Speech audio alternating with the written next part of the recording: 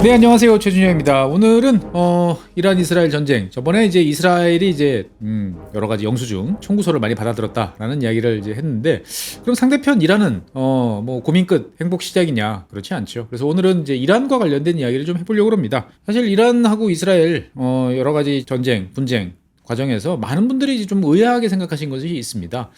어떻게 보면 그동안에 이제 이란이 상당히 뭐 반체제 인사들, 그리고 어떻게 보면 신정 체제에 대한 불만이 있는 사람들을 여러 가지로 이제 탄압이라든지 관리라든지 뭐 어떤 자관 그런 식으로 이제 통제를 이제 해왔던 거죠. 그래서 이제 이란 정부가 상당히 이제 무능력함, 무능함 이런 것들을 많이 드러냈는데, 이란 내부가 의외로 조용하다.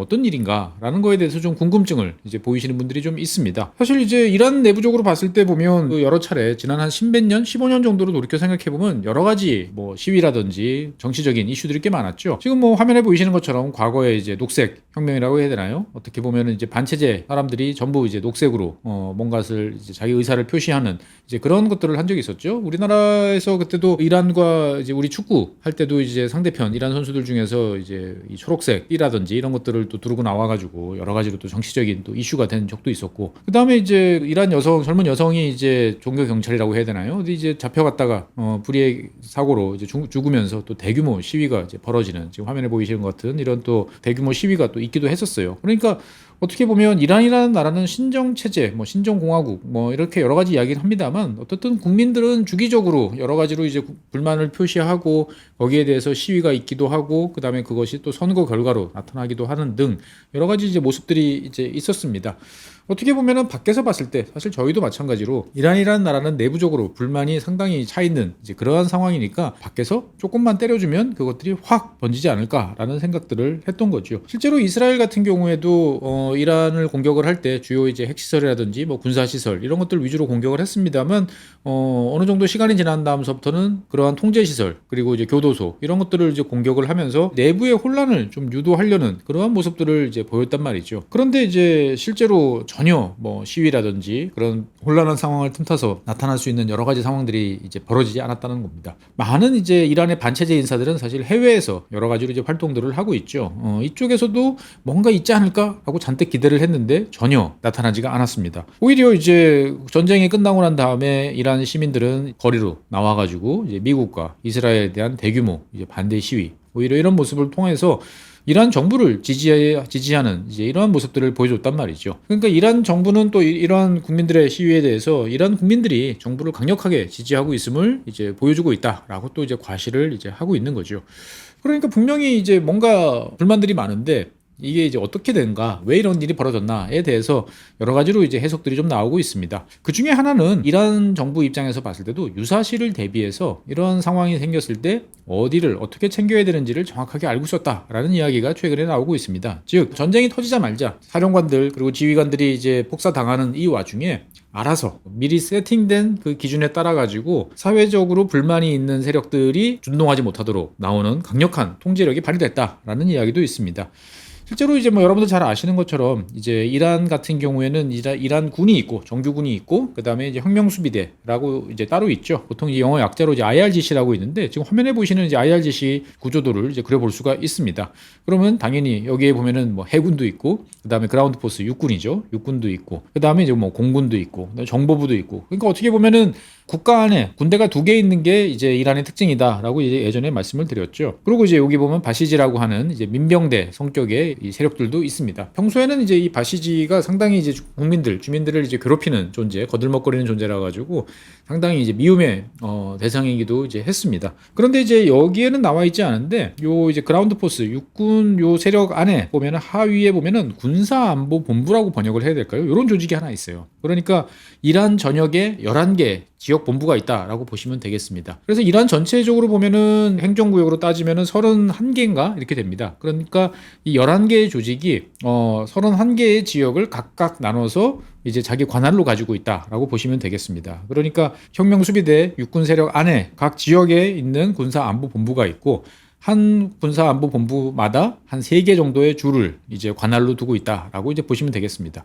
그럼 단순히 이제 행정적인 것뿐만 아니고 자체적인 이제 뭐 경비대라고 해야 될까요? 병력들도 이제 가지고 있습니다. 그러면 이제 이런 친구들은 이제 왜 있느냐라는 거에 대해서 이란은 이제 그런 걱정을 많이 했습니다. 이스라엘이라든지 미국이라든지 이런 친구들이 갑자기 이란의 핵심 수뇌부들을 일거에 타격을 하는 거죠. 그래서 최고 종교 지도자부터 시작을 해서 최고 수뇌부가 갑자기 다 쓸려나가는 일이 벌어지면 어떡하지? 라는 생각을 합니다. 특히나 이제 그 미국의 이라크 침공, 이라크 전쟁을 보면서 그런 생각을 많이 했던 거죠. 강력한 중앙 집권을 하고 있는데 그 중앙 집권의 최고 통수권자라든지 그 참모라든지 이런 사람들이 일거에 제압되거나 아니면 제대로 통제를 할 수 없는 지휘권을 발휘할 수 없는 상황이 되면 어떻게 해야 될까?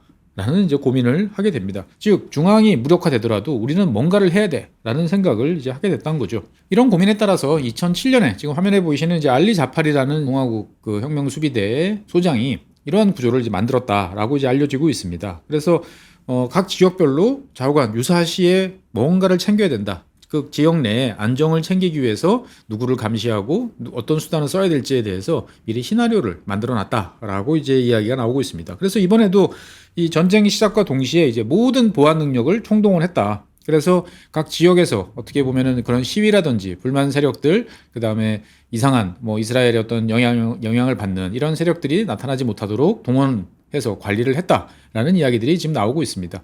실제로 이제 이 군사안보본부 산하에는 뭐 이러한 이제 남성들 그리고 여성들 성별로 이루어진 세력이 뭐 대도시뿐만 아니고 아주 작은 마을 단위까지 통제할 수 있는 어떻게 보면 풀뿌리 통제 조직을 운영하고 있다라고 이제 이야기가 나오고 있습니다. 그래서 전쟁이 터지자마자 주요 포인트마다 검문소를 설치한다든지 아니면 영장 없는 수색 뭐 이런 것들을 통해 가지고 불온한 문서라든지 아니면 마타도어라든지 심지어 이제 인터넷상에서 등장하고 있는 여러 가지 이제 반이란과 같은 이런 것들을 차단하는 역할들을 적극적으로 수행했다라고 지금 이야기들이 나오고 있습니다. 당연히 이제 주요 거점에 대해서는 이제 무장 순찰대까지 동원을 해가지고 여러 가지 활동들을 이제 제어하는 그러한 역할들을 했다라고 합니다. 그러니까 어떻게 보면 이제 대규모 집회로 번질 만한 싹을 미리 잘라버렸다라고 이제 볼 수가 있는 거죠. 그러니까 평소 같으면 국민을 탄압하는 이제 그러한 수단이기 때문에 이란 국민들이 대단히 이제 여기에 대해서 불만이 많았을 겁니다. 사실 많았죠. 그런데 어떻든 이게 이제 외부의 침입에 따라 가지고 어떻게 되는 거야? 라고 불안한 상황에서 누군가 질서와 규율을 잡고 그 다음에 반체제 뭐 활동을 통제하는 이런 모습들을 보면서 오히려 평범한 많은 이란 국민들은 신뢰, 안심에 대한 여기 협조해야겠다 이런 이제 생각이 들 정도였다라는 이야기들이 나오고 있는 거죠. 그러니까 어떻게 보면 이란 군은 이스라엘 군의 어떤 침공을 방어하는 데 있어서는 전혀 뭐 성과를 거두지 못했습니다만 최소한도 내부 통제를 확실하게 유지하는 이러한 프로세스는 작동함으로써 이스라엘이 의도했던 이란 내부로부터의 어떤 붕괴라든지 혼란 이런 것들은 막는 데 성공을 한 것이 어떻게 보면은 이제 이란이 안정적인 국면을 유지하는 데 큰 도움이 됐다라고 말씀드릴 수 있겠습니다. 그러다 보니까 이제 이스라엘 내부적으로 봤을 때 보면은 이제 일반적인 군 시설보다는 오히려 이제 이러한 주민 통제와 관련돼 있는 세력들 그다음에 거점들 여기를 오히려 타격을 했었으면 더 큰 성과를 내지 않았을까라는 이제 후회 아닌 후회 이런 것도 좀 있는 것 같습니다. 뭐 물론 이제 이란 입장에서 봤을 때는 잘 그래도 내부적인 통제를 이제 하는 데는 성공을 했습니다만 이란 역시도 이제 여러 가지로 영수증 그 청구서를 받았던 거 많습니다.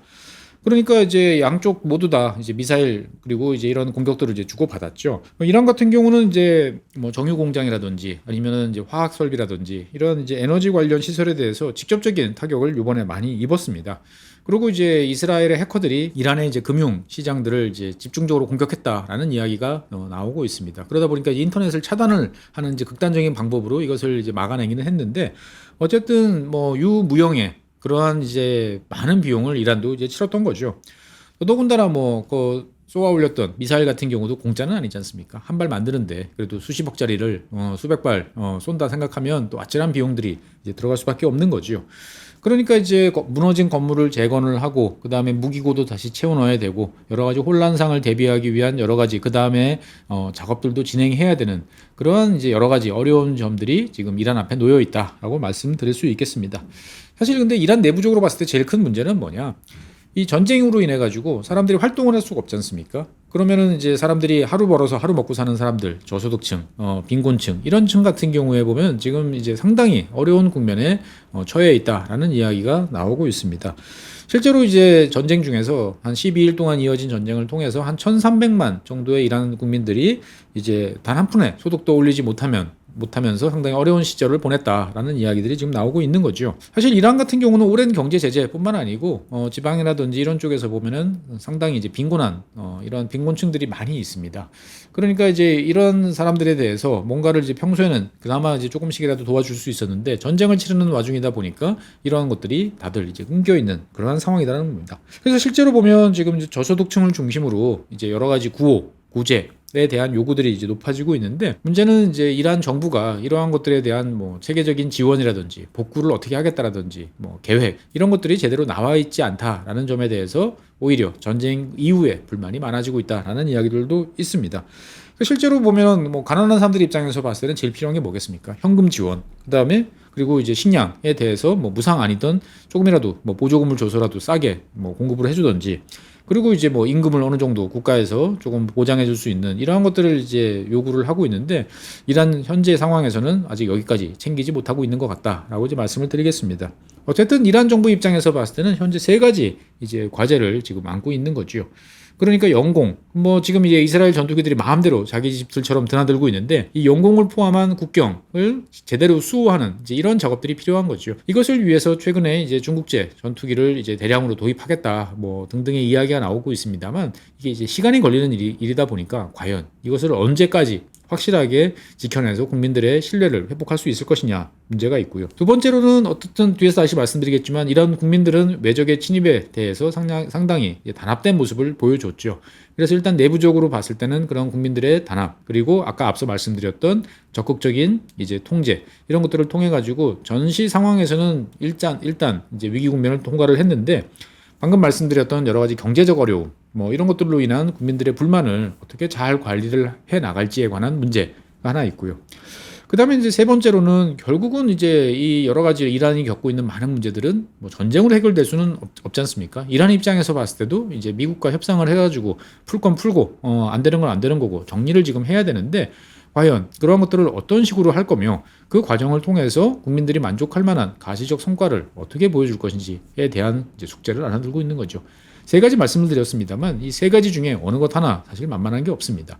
그나마 이제 이란 입장에서 봤을 때 긍정적으로 볼 수 있는 것은 이번 기회를 토대로 해서 그동안에 이제 이란 내부에 흩어져 있던 사람들의 여러 가지 여론들이 일시적이나마 지금 민족주의, 이란 민족주의로 집결이 되면서 상당히 단단한 내부 결속을 확보했다라는 점에 대해서는 그나마 안심할 수 있는 점인 것 같습니다. 뭐 지난번에도 말씀드렸습니다만 이란은 1979년 이슬람 혁명 이후에 이슬람이면 다 평등한 이슬람이지 무슨 페르시아인이 따로 있고 아제르인이 따로 있고 이런 식의 민족적인 개념에 대해서는 상당히 거리를 이제 두어 왔습니다. 하지만 이제 이스라엘과의 전쟁을 이제 이번에 치르면서 그리고 외적의 침입으로부터 어떻게든 이란이란 나라를 이제 수호해야겠다라는 의지가 넘치면서 이란 민족주의가 급속하게 이제 부상을 하고 있고 실제로 이것이 이제 성직자들 사이에서도 어떻게 보면 여러 가지 민족적 감정, 그다음에 과거 페르시아의 영광 이런 것들을 이제 노골적으로 일으켜 세우는 그러한 일들이 이제 많아지고 있다라고 말씀드리겠습니다.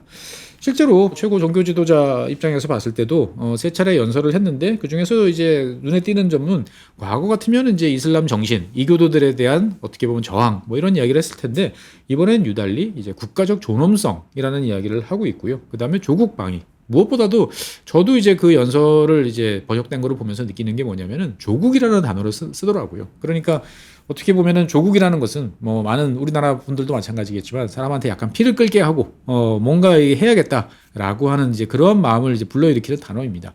하지만 이제 이것이 또 위험한 이제 그러한 면들이 있다 보니까 이란 입장에서 봤을 때는 이슬람이라는 그런 단어를 썼지 사실 조국이라든지 민족이라든지 이런 단어들하고는 거리를 뒀는데 이것들이 이제 본격적으로 이제 올라오는 계기가 됐다라고 말씀드리겠습니다.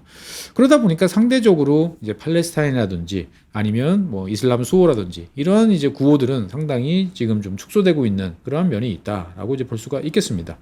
어쨌든 이런 이란 민족주의의 부상은 이란의 집권층 입장에서 봤을 때는 단기적으로는 국민을 통합하고 뭔가를 해볼 수 있는 힘을 줬다라는 점에 대해서는 긍정적인데 문제는 이제 어느 나라도 마찬가지죠. 이러한 이제 민족주의가 과도할 정도로 팽배하거나 지나치게 오래 가면 실용적인 접근을 막아서 오히려 문제를 더 복잡하게 만들고 안 좋게 하는 그런 경험이 이제 다 있습니다. 특히 이란 같은 경우는 지난 한 100여 년, 20세기부터 이렇게 보면은 이런 민족주의 감성을 제대로 통제하지 못해서 무리수를 두는 경우들이 종종 있었습니다. 그러다 보니까 어떻게 보면 자기들이 힘으로 도저히 어떻게 할 수 없는 상대에 대해서 감정을 앞세우고 자존심을 앞세우다가 결국은 내줘야 될 것보다 훨씬 더 많이 내주고 그것을 수습하는데 더 오랜 시간과 비용을 걸렸던 이러한 과오들을 범한 사례들이 있는 거죠. 과연 이번에는 이것들을 잘 피해갈 수 있을까라는 걱정이 좀 있습니다. 어쨌든 이란 내부적으로 봤을 때는 당연히 뭐 민족주의적인 감정은 감정이지만 여러 가지 책임론 그리고 개혁에 대한 요구도 지금 부상을 하고 있습니다. 즉 어떻게 보면 이란 같은 경우는 최고 종교 지도자가 라흐바르가 통치하는 그런 나라인데 현 하메네이 같은 경우는 지금 몇 년이죠? 거의 한 40년 가까이를 지금 통치를 해오고 있는데 그동안에 수많은 강경 발언을 쏟아냈습니다. 그런데 이란 많은 국민들 입장에서 봤을 때는 도대체 한 게 뭐냐라는 책임론들이 부상하는 것도 많이 있습니다. 그러니까 이란 집권층 입장에서 봤을 때는 국민들의 이런 여론들을 어느 정도 수용을 할 것이냐. 한번 수용하기 시작하면 계속 밀릴 것 같으니까 초반에 민족주의를 내세워서 아니면 외부로부터의 위협을 내세우고 단합을 강조하면서 싹을 잘라버릴 것이냐에 대한 여러 가지 고민을 하고 있는 것이 아닌가라는 이야기들도 지금 나오고 있습니다. 어쨌든 책임론을 피해갈 수는 없을 것 같아요. 그러니까 그동안의 능력보다는 구호라든지 충성심을 앞세워가지고 높은 자리에 가 있던 뭐 군부부터 시작을 해서 정보 당국이라든지 많은 쪽에서 숙청들이 이루어질 것 같습니다. 이런 과정을 통해서 정말 제대로 된 친구들이 활동할 수 있는 판이 조성이 된다라고 그러면 이란은 어떻게 보면 전화위복일 될 수도 있는 그러한 상황인 거죠. 다른 한편으로 보면 대외적으로 그동안의 중국이라든지 러시아라든지 어떻게 보면 반미 국가들끼리의 노선에 너무 집착한 것이 아니냐라고 하는 이란 내부의 불만도 있습니다. 그러니까 그동안에 우리가 석유도 싸게 팔고 그다음에 우리 병기고를 털어가지고 러시아도 지원해주고 기타 등등 여러 가지 일들을 많이 해주는데 정작 우리한테 돌아온 것은 냉랭한 대우 그다음에 말뿐인 지원 아니었냐라는 거죠. 그러니까 뭔가 우리가 이런 상황에서 우리 스스로를 고립시키는 그러한 작업들을 했던 것이 아닌가라는 비판들도 있는 거죠.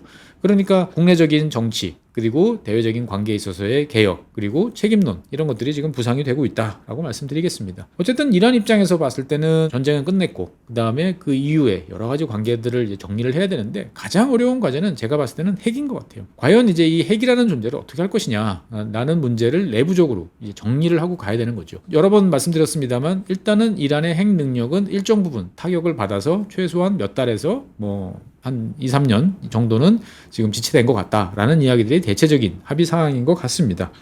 그러니까 그동안에 이란은 여러 가지 내부적인 좀 혼란을 겪어왔어요. 그러니까 핵을 보유해야 되느냐, 핵을 보유하지 말아야 되느냐, 이러한 과정에서 앞으로 나갔다가 뒤로 후퇴했다가 하는 과정들을 오래 겪어왔던 거죠. 그러면서 이란의 핵 정책은 무기급 핵폭탄을 만들 수 있는 농축 능력을 유지한다. 그리고 그것을 고도화한다. 하지만 핵무기를 바로 만들지는 않고 그 애매한 단계에서 머무른다라는 그러한 정도의 타협적인 정책을 펼쳤던 거죠.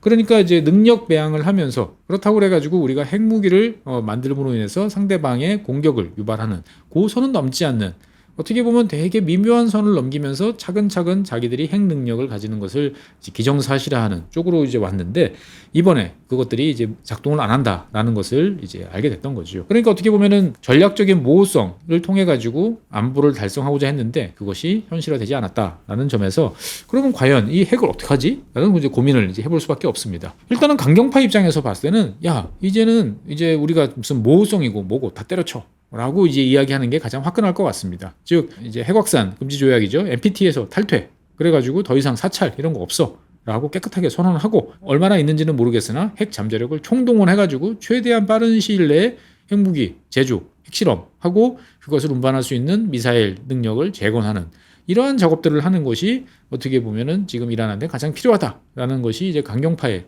생각인 것 같습니다. 그런데 이러한 강경파들 생각은 화끈하고 좋긴 합니다만 야, 그러면 그 사이에 이스라엘과 미군이 다시 공격해오면 뭘로 방어를 할 거야? 방어할 수 있어? 반격할 수단은 남아있어? 라는 현실론에서는 사실은 전혀 답을 내놓지 못하는 거죠. 그러니까 현실적인 상황으로 보면은 대안은 그럴 수가 있습니다. 일단은 NPT, 핵확산 금지 조약에서는 남아있어. 하지만 IAEA에 대해서는 상당히 부정적인 태도를 보이면서 IAEA를 비난하고 그다음에 사찰에 대해서는 상당히 껄끄러운 태도 그리고 부정적인 입장, 비협조 이런 것들을 나가면서 조금씩 핵 능력을 재건해 나가는 게 어떻겠는가라는 것이 현실적인 대안으로 지금 등장을 하고 있습니다. 사실 이제 국제원자력기구 IAEA 같은 경우는 이번 사건에 대해서 이번 전쟁에 대해서 나름대로 책임론이 부각되는 것은 피할 수는 없습니다. 즉 이스라엘과 미국이 어디를 폭격하면 되는지를 국제원자력기구가 알려준 거 아니냐라는 이야기. 그다음에 실제로 그러한 폭격이 이루어졌을 때 왜 이스라엘이나 미국을 국제원자력기구가 비난하고 나서지 않았느냐라는 책임론 이런 것들까지 고려를 해보면 국제원자력기구가 상당히 좀 명분에서 밀리고 있는 상황을 틈타서 자기한테 유리한 공간을 만들어내는 전략을 펼치는 것이 바람직할 수도 있겠다라는 생각이 듭니다. 근데 이렇게 한다고 그래가지고 과연 이제 실패한 전략을 반복한다고 다음번엔 잘할 수 있을까? 라는 이제 우려도 있습니다.